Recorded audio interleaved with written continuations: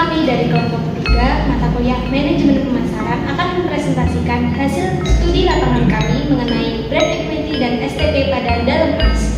Sebelumnya, perkenalkan saya Melika Putri Kartikasari dan teman saya Barakatul Ziva Azhara, saya Diana, saya Sulvi Pratiwi Ningrum, dan saya Regina Nafisa. Langsung saja diskusi dari kelompok kami.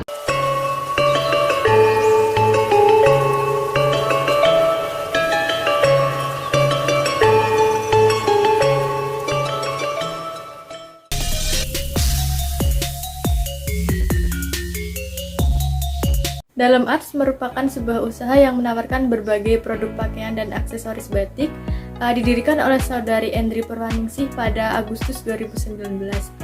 Produk-produk dari Dalam Arts ini dibuat dari batik tulis dan menggunakan kain serat alami atau biasa disebut dengan kain katun, sehingga kualitas dari batik ini tuh premium dan nyaman untuk dipakai. Koleksi eksklusif dari Dalam Arts juga turut serta dalam membantu perekonomian lokal karena mendapatkan pasokan batik dari wilayah Yogyakarta dan sekitarnya. Beberapa produk yang diproduksi Dalam Arts itu seperti kayak kain batik, baju batik, aksesoris batik, dan produk unggulannya itu ada di dasi batik. Kenapa batik ini dinamakan Dalam Arts? Karena dalam bahasa Jawa, dalam itu berarti rumah, dan arts itu berasal dari kata arjo yang merupakan eyang dari saudari Endri. Jadi makna dari Dalam Arts ini sebuah rumah atau tempat untuk menemukan karya-karya dari keturunan Arjo. Kami memilih Dalam Arts karena sudah banyak bekerja sama dengan dinas-dinas yang ada di Yogyakarta ya terutama, dan memiliki perbedaan dengan produk batik yang lainnya yang ada di Yogyakarta, yaitu karena menyediakan sistem custom yang dimana hal tersebut juga menjadi salah satu keunggulan yang dimiliki.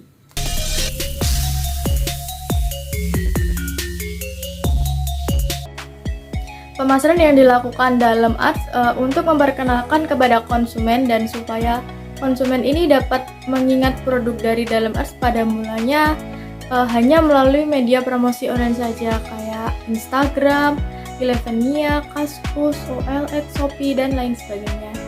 Seiring berjalannya waktu, Dalam Arts juga mengikuti kayak pameran batik, bazar kolaborasi, event-event.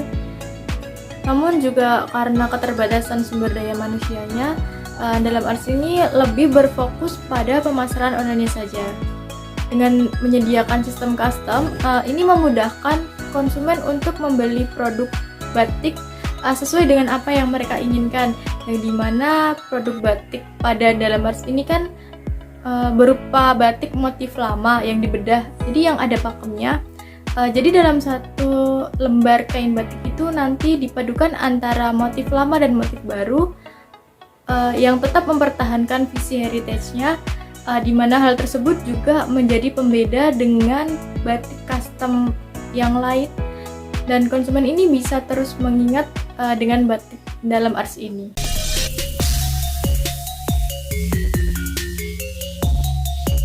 Brand association atau asosiasi merek itu terkait dengan persepsi konsumen terhadap nilai atribut atau karakteristik yang melekat pada merek. Dalam ARJS ini memiliki asosiasi yang tinggi dan bagus terhadap kualitas produk, lalu ada desain yang elegan, unik, dan detail. Dalam ARJS ini memiliki asosiasi yang bagus terhadap batik cap dan batik tulis custom yang tetap mengikuti inovatif perkembangan zaman. Apa itu motif custom? Motif custom yang dimaksud dalam ARJS ini yaitu terkait motif lama, motif batik lama yang dibedah lalu dimodernisasi dengan penggabungan dengan motif-motif batik daerah lain untuk menciptakan custom yang khas, unik, dan itu limited edition.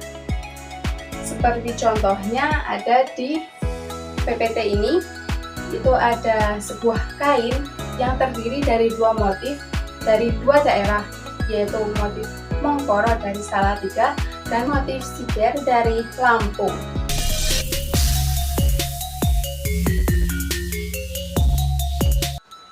Selanjutnya, itu yang kedua ada perceived quality atau kualitas yang dipersepsikan, itu berkaitan dengan penilaian konsumen terhadap merek itu berdasarkan pada pengalaman mereka.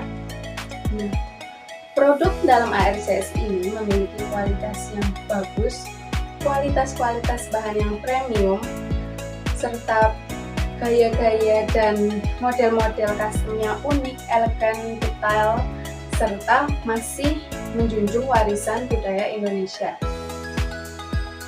Dengan kualitas yang bagus dan motif-motif custom yang unik, dalam ARCS ini memiliki harga yang cukup tinggi di pasaran batik-batik, serta menawarkan produk-produk unggulan dari dalam ARCS tersebut seperti dasi batik dan skraf batik. Cara pembuatannya masih dengan teknik tulis tradisional yang memiliki gaya stylish dan modern yang cocok dipakai untuk kegiatan sehari-hari, baik informal maupun formal. Selain itu, dalam ARCS juga memiliki pelayanan atau pemesanan khusus, desain-desain khusus, dan pemesanan seragam. Pelayanan yang ditawarkan oleh dalam ARCS ini juga seperti pelayanan after sale dan edukasi terhadap konsumen. Ini agar mendapat nilai yang setara dengan harga yang tinggi, itu juga memiliki kualitas dan pelayanan yang tinggi agar setara. Contohnya ada di ulasan di Google Maps ini, pelanggan puas dengan produk-produk dari dalam ARCS. Terkhusus craft batik yang dibeli oleh konsumen. Sekian dari saya, selanjutnya akan dijelaskan oleh Melita.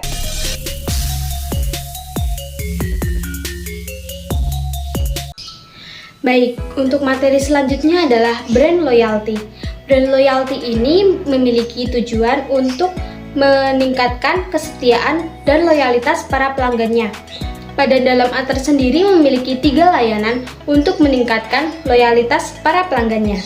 Yang pertama adalah pemberian edukasi untuk perawatan dan penyimpanan produk.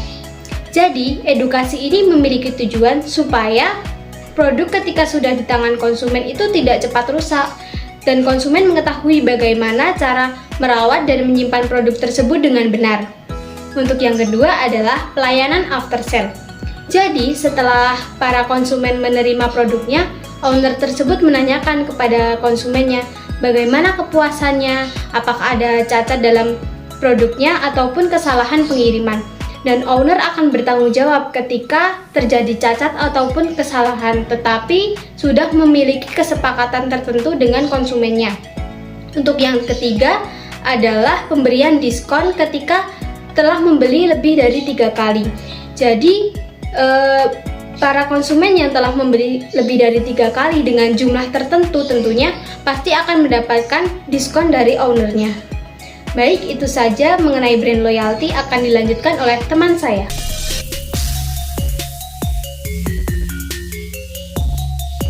Analisis strategi STP. Bagian pertama segmentasi, yaitu proses pengelompokan pasar agar perusahaan dapat mengelompokkan konsumen yang relevan. Langkah-langkah yang harus diambil, yang pertama yaitu demografis.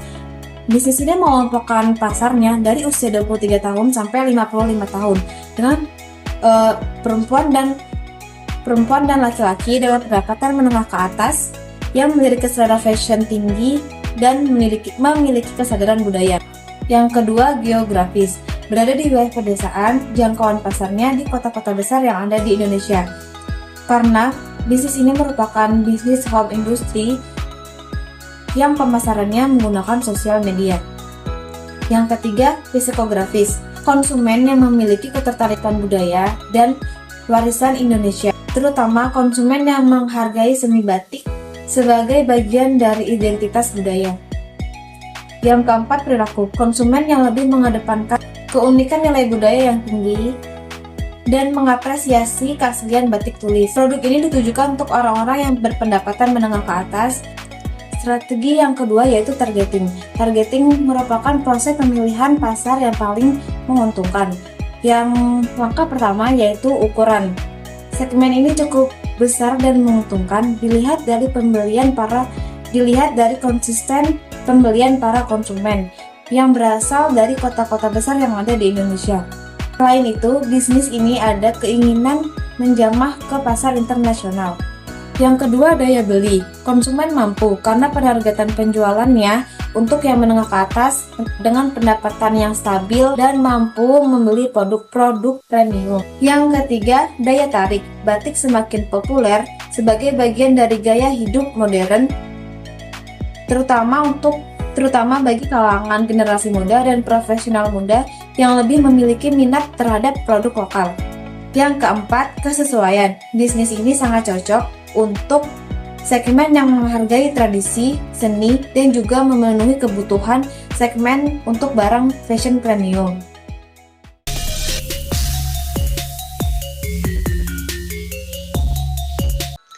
Selanjutnya itu ada positioning atau posisi pasar. Yang pertama itu ada analisis pesaing. Di pasaran kan sudah banyak yang menjual produk batik, jadi dalam art ini dia menawarkan produk batik yang menampilkan keunikan yang menggunakan motif lama tetapi dibedah untuk membedakan dengan motif custom lain, serta dipadukan dengan motif-motif dari daerah-daerah yang ada di Indonesia tetapi tetap menonjolkan nilai tradisional agar terlihat lebih modern dan stylish. Kedua itu ada unique selling proposition. Keunikan dan nilai tambah dari produk ini berfokus pada penggunaan bahan yang berkualitas tinggi dan teknik batik tulis yang memperhatikan daya tahan dan keestetikan agar dapat memikat pelanggan.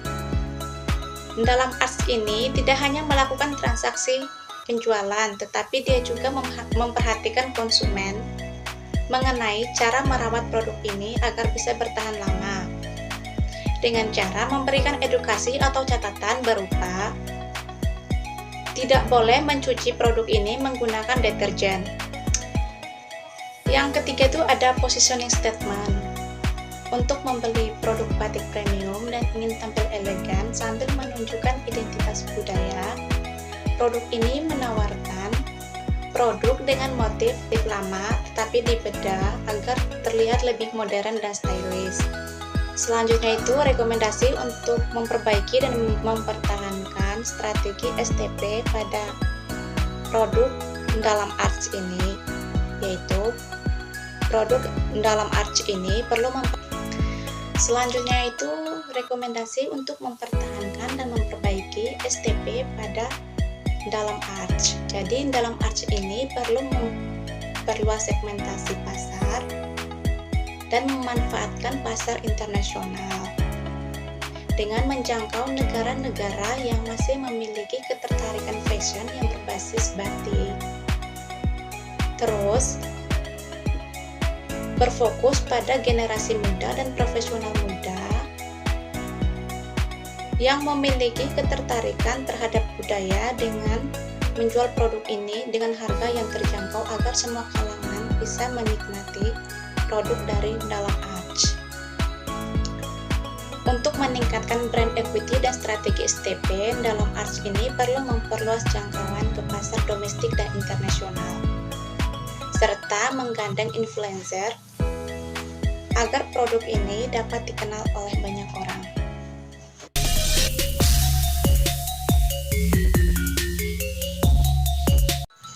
Jadi kesimpulannya adalah dalam arts ini dia berhasil memadukan antara tradisi dan inovasi dalam bentuk batik dan cap tulis dan berfokus pada kualitas produk dan desain modern. Dalam arts juga meningkatkan kesadaran merek melalui promosi online di media sosial, pameran batik, bazar kolaborasi, event-event, namun lebih condong ke pemasaran online dikarenakan keterbatasan SDM. Sekian presentasi dari kelompok kami, kurang lebihnya kami mohon maaf. Wassalamualaikum warahmatullahi wabarakatuh.